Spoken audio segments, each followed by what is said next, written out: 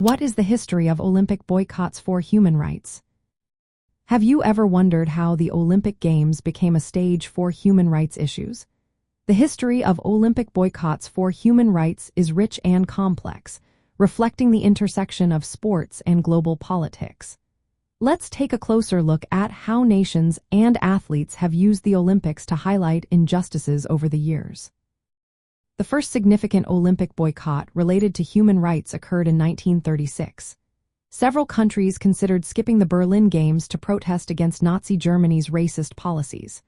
While many debated the boycott, only a few, like Spain and Ireland, ultimately did not participate. Spain even organized an alternative event called the People's Olympiad, but it was canceled due to the outbreak of the Spanish Civil War.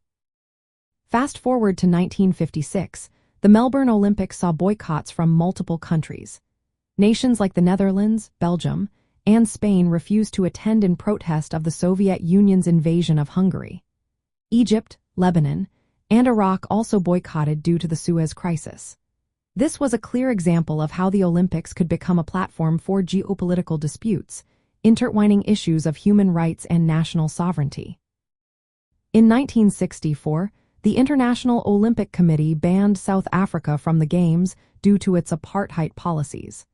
This ban lasted until 1992, showing the IOC's willingness to take a stand against state-sanctioned racial discrimination. The 1968 Mexico City Games are memorable not for a national boycott but for a powerful athlete protest.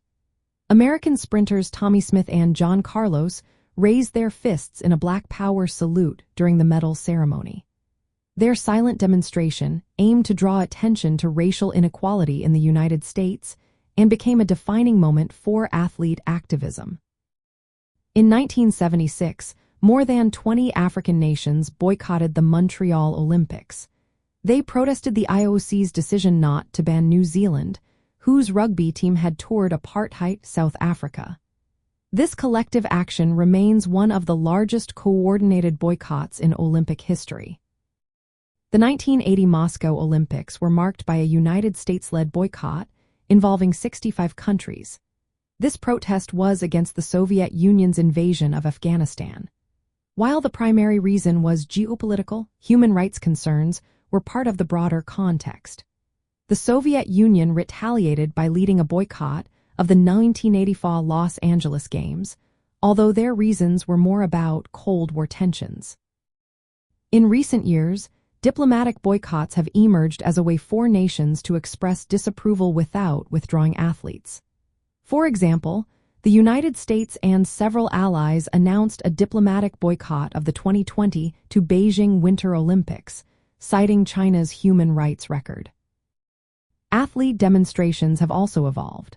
While the IOC has historically discouraged political statements, recent games have seen increased tolerance for gestures like taking a knee or wearing symbols in support of human rights.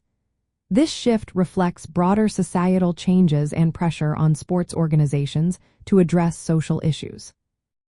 The history of Olympic boycotts for human rights shows how nations and athletes have used the Games to confront injustices. While the Olympic movement strives for political neutrality, it remains deeply intertwined with the human rights issues of its time. Today, debates continue over awarding the Games to countries with questionable human rights records, such as Qatar or China. These discussions often center on whether engagement or isolation is more effective in promoting change.